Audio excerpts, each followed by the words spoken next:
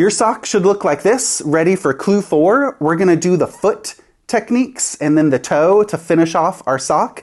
And now's a good time to try on your sock. You can try on the heel and see how that circumference is fitting your foot. If it feels like it's a little bit too loose, you could do some extra decreases, some extra gusset decreases in that stockinette stitch section. So if you want to decrease some extra stitches, that's okay.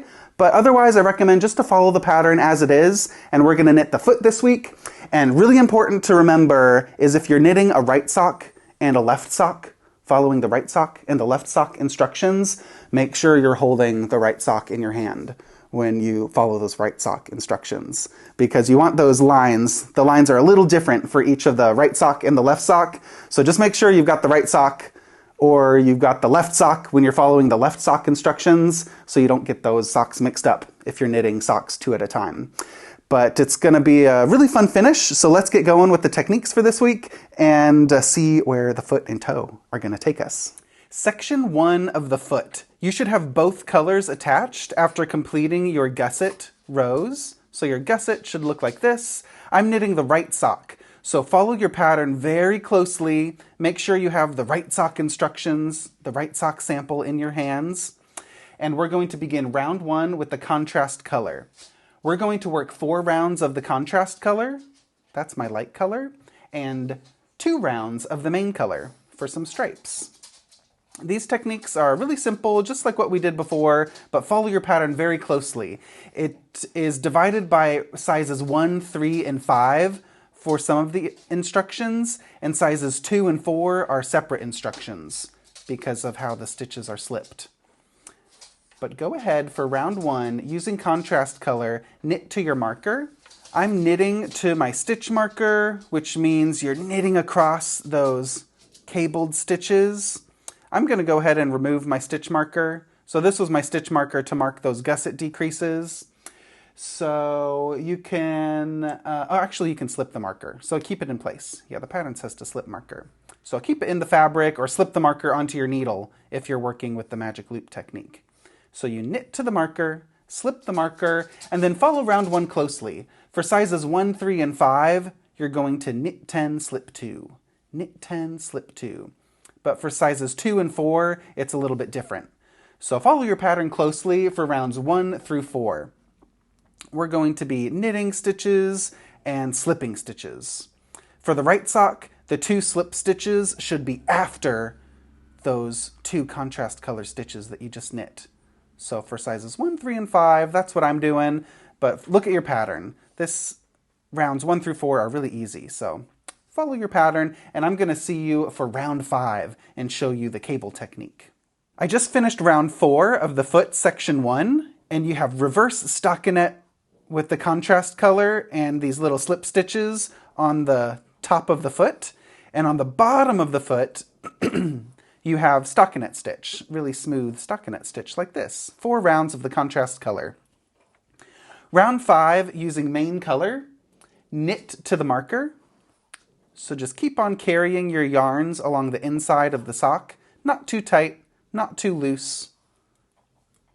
So you get these little, that's what the inside of my sock looks like. Knit to marker with the main color. Once you reach the stitch marker, slip it onto your needle or just keep that marker in place to mark that part of your sock. We're going to knit with the main color. Follow your pattern closely because sizes 1, 3, and 5 are different from sizes 2 and 4 about where the slip stitches are. Basically, we're going to do a cable technique. So I'm doing size 3. So I'm going to knit 2, and then I'm going to knit 8. Basically knit all of your stitches until you reach that main color slip stitch, those 2 slip stitches of the main color. We're going to do a cable 4 front. Working with 4 stitches, we're going to take the first 2 stitches. These should be the main color stitches that you slipped. We're going to hold those in front and then knit the next 2 stitches. And then knit the 2 from the cable needle. I'm using an extra double-pointed needle as my cable needle. That's all there is to it. So on the first round of the main color, we're going to do a cable for front. We're going to travel that main color column. It's going to travel to the left for this right sock. I'm doing the right sock instructions, and so the cable for front is going to slant that main color column. Do that for every column on the top of your sock. Follow your rounds closely. For round 5, make sure you're knitting the right number of stitches. So you're knitting 8 stitches and then cable for front. Place those 2 main color stitches onto your cable needle and then knit the next 2. 1, 2, and knit the 2 from your cable needle. 1 and 2. Those are all of the techniques for section 1 of the foot. Follow these rounds closely. You'll be working stockinette stitch. You'll be knitting, always knitting with your main color for 2 rounds. And you'll be doing this reverse stockinette stitch with your contrast color for the top of the sock. It's going to be a similar texture to this. So it's a really similar pattern to what we did in this section right here, but we're going to be doing some cables. So it looks a little bit different. Follow the rounds very closely to make sure that that slip stitch column is always being cabled and slanting for the top of your foot. And we are going to work these rounds until we're ready for the toe. But there's another section. If you have a longer foot, we'll be doing another foot section that I'll show you later if you want to lengthen your foot. But basically, you want to finish with 4 contrast color rounds before you're working the toe. But I'll show you where I get to the fabric for my sock, and we'll talk about the toe and your foot length a little bit later. So keep on going for section 1 of the foot. And if you're doing the left sock, then make sure you follow that left sock instruction because those cables are going to slant the other direction. So follow your PDF really closely and make sure you get those nice slip stitch slants, and I'll show you what that looks like when I'm finished with the foot. This is what the completed foot looks like. I finished section 1, and I have a big foot, so I worked a little bit of foot section 2. Now your foot is going to be different. We all have different lengths of feet, so you might need to stop section 1 early. You can stop section 1 after any contrast color stripe. Do you see these 4 rows of the contrast color? After you complete any 4 rounds of that contrast color, you could stop to work your toe. Now, if this is your foot, if you're trying on the sock and these are your little toes, if this is the pinky toe, you want to stop the foot right below that pinky toe. So don't knit too far up to your last toes because then your toe fabric will be too long. The toe fabric is approximately 1.5 inches or 4 centimeters for sizes 1 and 2. And it's a little bit longer for sizes 3 and 4. 2 inches or 5 centimeters is the toe length. So try on your sock, and when it's about 2 inches or 5 centimeters away from the tip of your final toe, that's for sizes 3 and 4, then you're going to want to stop your foot. So knit your foot basically until it's just shy of your pinky toe. So try on the sock, and if I'm trying on the sock and that's my pinky toe, I'm going to stop right there. So for me, that meant I had to do a few stripes of foot section 2. Most of you, I don't think, are going to need to do section 2. So try on your sock as you knit and make sure you stop early so you have a bit of length still to go for your toe. All right? So once you're done with the foot, you can break your contrast color. I broke this lightest color. This is the color that was used for those reverse stockinette stripes right here. The color that was used for these slip stitches, you're going to want to keep. This is that main color we're going to use for the toe. All right, if you have a stitch marker marking the beginning of your round, you can remove that stitch marker. I'm working with DPNs, so I don't have a stitch marker there. But if you have a stitch marker in your work marking the beginning of the round, take it out. Let's work with the main color. There's different instructions for sizes 1, 2, and 3, and then a different round 1 for sizes 4 and 5. So I'm going to show you my size 3 round 1, but follow the toe instructions, round 1 for your size, very closely. Here we go. After you remove the beginning of round marker, using the main color, I'm going to knit 19. Follow your size. It's either knit 13, 16, 19, 21, or 24. Basically, you're going to knit half of the bottom foot stitches all the way until you reach that stitch marker. I had a stitch marker right here that marked the division between my bottom of the foot and the top foot stitches. So this stitch marker, if you don't have a stitch marker here, then place a marker after you knit those stitches. And this is going to mark our decreases, and it's the beginning of the round. So this marker is my beginning of the round. It's before those patterned foot stitches. Once you have that stitch marker marking your beginning of round, work round 1. There's a different round 1 depending on your size. I'm going to show you for size 3, but make sure you follow the pattern closely, round 1 for your size. I'm going to knit 2, and then I'm going to knit 6, 2, 3, 4, 5, 6, and then I'm going to knit 2 together. Follow round 1 closely. You might have different numbers of knit stitches. I'm going to do that 4 times. Knit 6, knit 2 together. Knit 6, knit 2 together.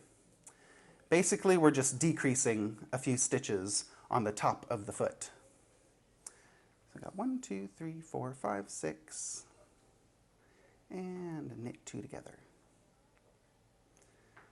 And 1, this is the 3rd time I'm doing it for size 3.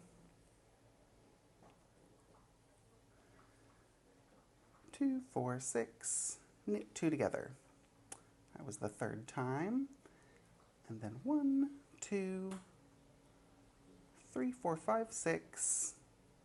Follow your pattern. Make sure you're doing the right number of knit stitches and you have the right number of decreases for your size. And then I'm going to finish by knitting 8 for my size 3. Once you closely follow that round 1, you'll reach slip marker, SLM, and slip that marker onto your needle if you're working with circular needles. I have DPNs, so I'm going to keep this marker. If you don't have a stitch marker in your fabric, then just place a marker right here. This is going to mark our halfway point of the round, and it's going to mark our toe decrease locations. All right, we need to finish up this round. Once you've completed those top foot stitches with the decreases, I have all of mine on 1 needle, but if yours are on 2 needles, if you're working with more DPNs, that's okay. But we slipped our marker. Now we have to knit all of the bottom foot stitches. For size 3, this says knit 38. So we're going to knit all of these stitches until we reach our new beginning of round location. So knit, I need to knit 38. You might need to knit 26 for size 1, or 32 for size 2. And if at any time your numbers aren't matching the pattern, then sneak in an extra increase or decrease. If you're like, oh, I don't have 38 stitches, I only have 37, you could sneak in an extra increase like that. But keep on going, get back on track. You should have 76 stitches total for size 3 at the end of round 1. Or you should have 52 for size 1, 64 stitches for size 2. Just keep on knitting until you reach this new beginning of round location right here. All right, I just completed round 1, all of those bottom of the foot section, all those bottom of the foot stitches. I'm ready for round 2, all sizes, round 2. We're going to knit 2,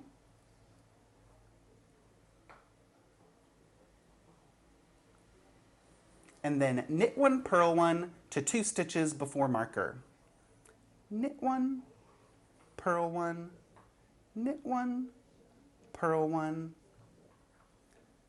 all across this top of the foot. And this is my stitch marker right here. So I'm going to stop 2 stitches before that marker, and I'll knit those last 2 stitches. If you're not working with DPNs, again, make sure your stitch markers here and the beginning of round marker here are on your needle, on your magic loop circular needle. So I've got knit one, purl one, knit one, purl one. Keep on going. Knit one, purl one. I'm reaching the stitch marker. Knit one, purl one to 2 stitches before marker. Knit 2. And now I'm at the stitch marker. I'm just going to keep it in place with my DPNs, but you can slip it onto your right needle if you're working with the magic loop technique. Now knit 2. We're going to repeat all those instructions to the end of the round. So knit 2, and then knit 1, purl 1 to 2 stitches before the marker. So knit 1, purl 1, and then when you're 2 stitches before the end of the round marker, you'll knit those last 2 stitches of the round. I'm reaching the end of the round, so I'm going to knit my last 2 stitches, ready for round 3. Pattern repeat, round 3. We're going to do some decreases. So I'm looking at my top of the foot with those pattern stitches.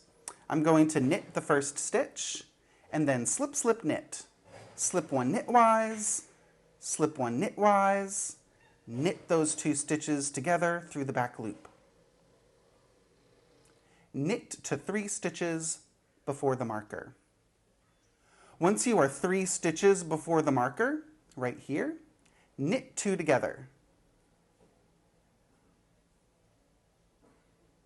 And then knit 1. Slip the marker, or just keep the marker in place in the fabric. And repeat all of those instructions for these bottom of the foot stitches. Knit 1, slip, slip, knit.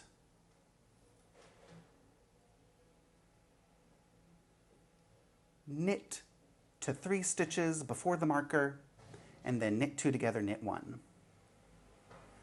At the end of round 3, when you're 3 stitches before that beginning of round marker, knit 2 together. Get those 2 stitches together and knit that last stitch. And slip your marker, or keep it in place. I'm going to move mine up a little bit, making sure it's between that last and the first stitch. So follow rounds 3, 4, 5, and 6 very closely, and you'll be getting this broken rib pattern. So this is what round 3 looks like completed. Round 4 is a knit purl round. Round 5 is another decrease round with just knit stitches, and round 6 is another knit purl round. I'm going to show you what the finished toe looks like. So if you don't want to see the finished toe, then pause your video. Okay, 3, 2, 1. Are you ready? Here's the finished toe.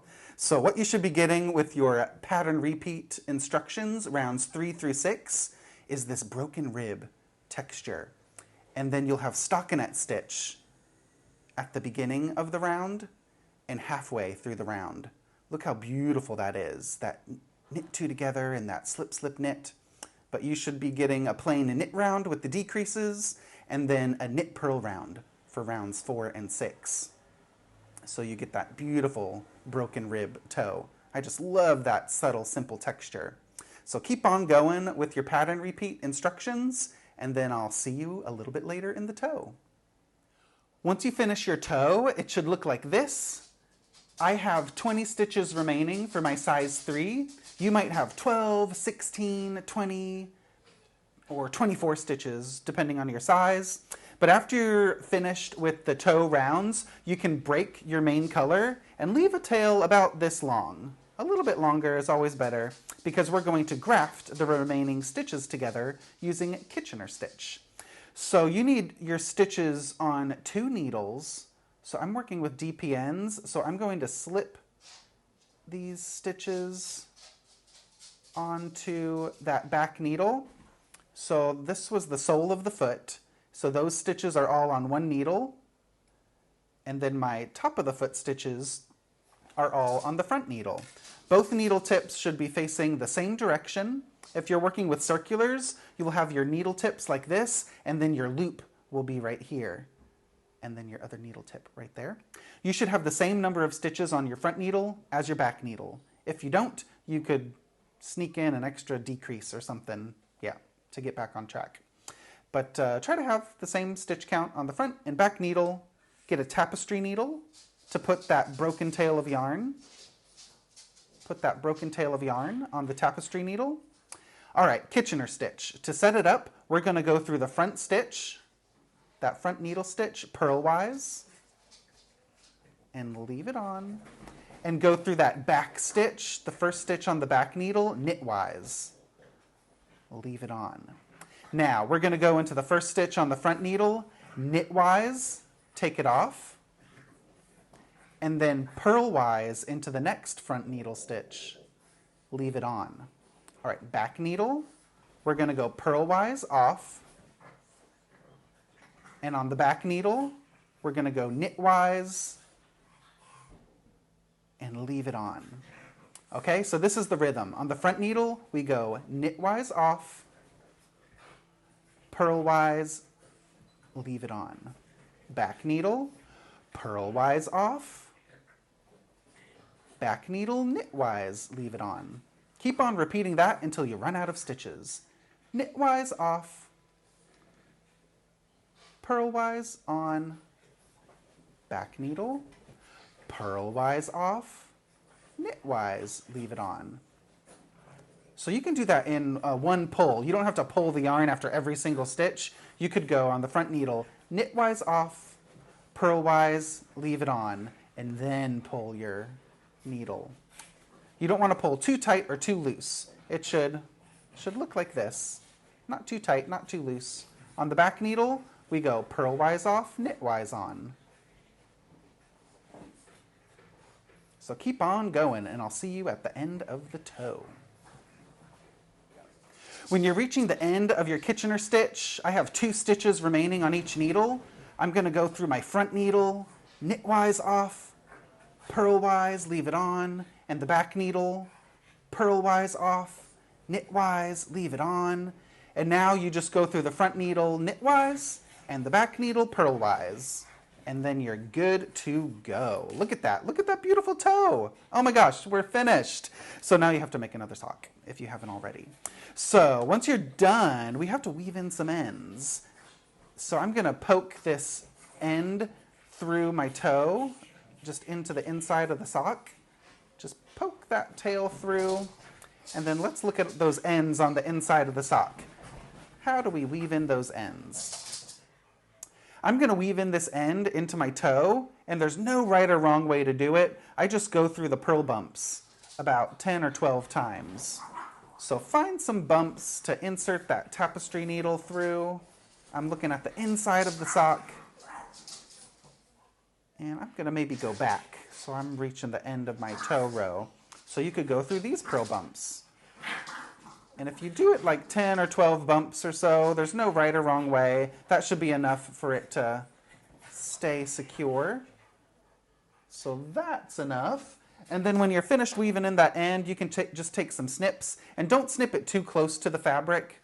Snip it a little bit away from the fabric so that there's room for it to stretch when you block your sock. Here's another end we can weave in at our heel. I'm just going to pop that onto the needle, and the same thing goes. You can just poke it through some of the purl bumps on the wrong side. Whatever method works best for you for weaving in ends, this is the way I do it. It's really quick and simple. And you could always go through a few extra if you're doubting, is it enough? Did I go through enough bumps? Just go through a few more. And once you're done weaving all those ends, let's do one at the top. Here we go at the top. We've got this ribbing. If you ever notice there's a little gap or a little hole next to your end, you could use this opportunity as the chance to close up and sew up that gap or that hole if there's any spaces you see in your sock. So I'm just doing a little whip stitch down through the knit column here of my main color, and just go down 10 or 12 stitches worth of this whip stitch weave in end technique. I'm going to do a few more just to be safe. This should be plenty. That end isn't going anywhere. So snip your ends, and then all you have to do is flip your sock inside out, and it's ready to block and rock your finished socks. So here is the right side of the right sock. So this is what your sock should look like up close. We've got that beautiful toe. Your foot length may be different depending on your size and the length of your foot, but that's the finished right sock, and this is the finished left sock up close. This one I blocked already. I soaked it in cool water and I laid it flat to dry, and look how it evens out. If you notice that cable was a little bit tight, whenever you block your sock in cool water, it's going to lay nice and flat. It'll still be a little bit tight, that cable, but it's a beautiful detail. I just love how this worked out. And here's I'll flip these around. Here's the right sock in my right hand, and here's the left sock in my left hand. You can see they are mirror images of each other. So once you block and finish your socks, you'll have these mirror image socks, but if you don't want to do that, you might have two socks that look just like the right sock, and that's okay. Your zigzags could lean the same direction for two right socks if you're not wanting to do the other set of instructions for the left sock. There you have it. Congratulations, you've finished your socks, or maybe sock, and you have to knit the other one. So I have some leftover yarns here. You could make some scrappy socks later, or throw these into some fun shawls if you got some leftovers. And this is what the finished sock should look like. I still need to block my right sock. I knit my left sock first. So this is what they look like. Maybe you have two right socks, two of these. But yeah, soak it in some cool water and just squeeze out the water, lay it flat to dry, or you could pop this on one of our soccer blockers at Stephen and Penelope to block the sock to really stretch it out. So I hope your socks are feeling really colorful and that you love the fit of them and that you've learned a lot of fun techniques throughout this Contrast Blast Westknit's surprise sock along. So these are my finished socks. I feel like I need some sweaters or some shawls to coordinate with these. So maybe you'll see some of these ideas coming soon for some shawl and sweater ideas later this year. What do you think? Maybe a sweater for you, Brioche? Brioche, do you want a sweater? You want a treat? You want a treat? Come on, Stitchy.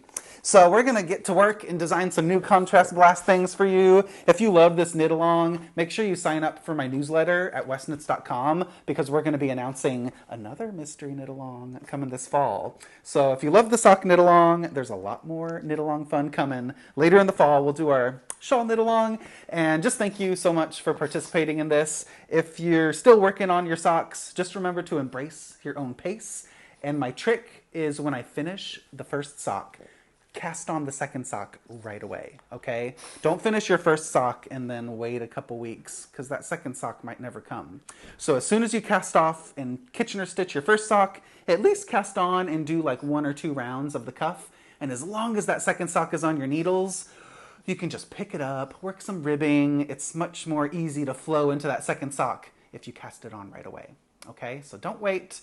Thanks so much for participating. Share all your progress and especially those finished sock photos with hashtag SSAL 2023, Surprise Sock Along 2023. You can post those on Instagram, on Ravelry, and I can't wait to share all the new things I've been planning coming up later this year. Are you excited, Stitch? Are you like, thank goodness he's done knitting those socks. Now he can play with me some more and knit me a sweater or something. Yeah, you're next. You're coming up next. So thanks for knitting along, and I'll see you in the next event.